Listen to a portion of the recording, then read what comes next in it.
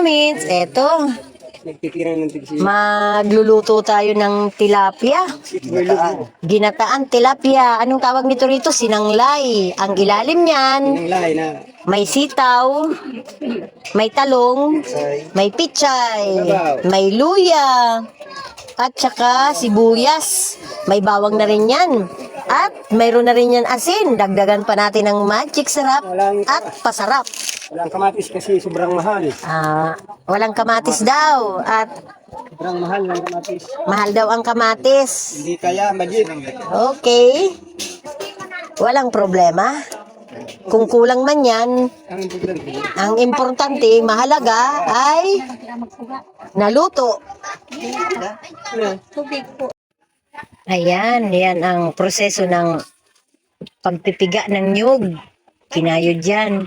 Hindi kagaya sa Maynila na talagang may makinang pumipiga. Dito, kamay ang pumipiga.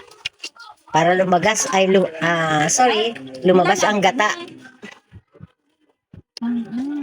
Ayan na, isasali na yung pangalawang gata.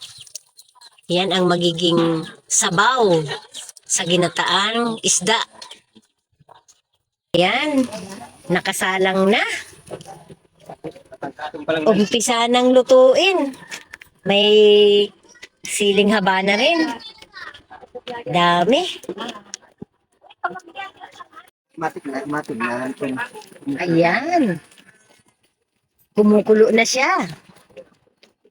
Ganyan magluto dito sa Bicol, probinsya. Ang takip ay dahon ng saging.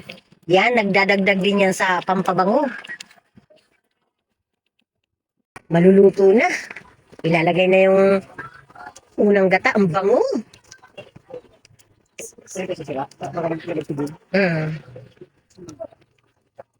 Yan.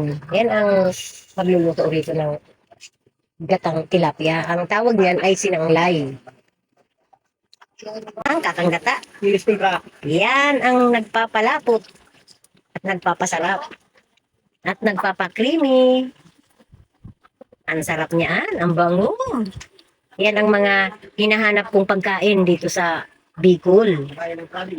Sa bayan kong Sinilangan. Grabe man. Ang sarap niyan.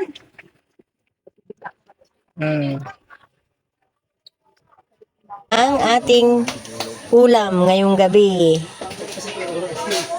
Kaya handa na natin para magsikain na. Yan na muna.